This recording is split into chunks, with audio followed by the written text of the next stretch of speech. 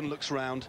He's got one goal in mind, and that's to deliver the little Tasmanian Richie Porte to the finish, and then it's all up to Richie as we enter nearly the last kilometre. Well, Track Factory Racing can forget about Julian Arredondo for today. He is not there, nor is he thereabouts. He's a long, long way back here. It's all about those men up at the front. Geraint Thomas still leading as we enter the last kilometre. This is an extremely impressive display of power from Geraint Thomas. Looking around now, he's not giving up yet. On to the drops again, trying to find that extra ounce of power. He's ridden the last 1.5 kilometres on the front, and only 8 or 9 riders can stay with him. That just shows what form this guy's in, and how dedicated he is to his team leader, Richie Porte. There's a Belgian rider on the back as well who is struggling to hold the wheel. You're right.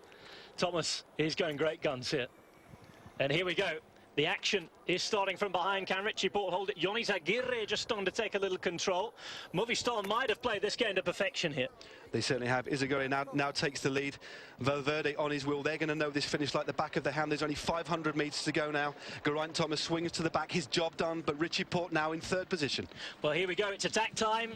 The ramp, the wall is coming. Here is the first of those hairpins we talked about. It gets very, very steep here. Izagirre first in green. Just behind him is Valverde. 3rd wheel at the minute is Richie Porte. It's going to be a very reduced sprint as they come to the final couple of 100 metres. It's Richie Porte who's gone out in front at the minute. Valverde on the right-hand side in red coming from behind him. On the left, though, look at that. It's a great effort from what looks to be Bauke Mollema. Mollema in front of Richie Porte now.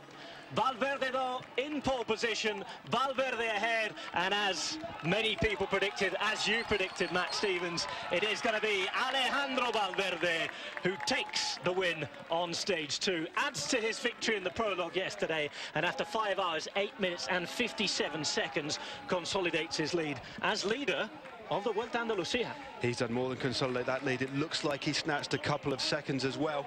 He did gap the 2nd place rider, which looks like a rather impressive Bauke Mollema. But what a display of power from Team Sky there. But it wasn't quite enough on the day to take the lead away from an absolutely rampaging Alejandro Valverde.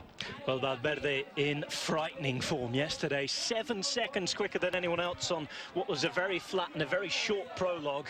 Valverde here has been magnificent. The riders continue to arrive. It is a difficult finish, as you see, everybody almost coming to a stop as soon as they come across the line. It's been hard work. There's Luis Leon Sanchez, who kept the pace well at the end. He's going to be an interesting man to watch as the week goes on. Sky did put together a very, very interesting attack and managed to shape the race coming into the final few kilometres, but didn't have it to hold it to the final straight. I think they did everything right. They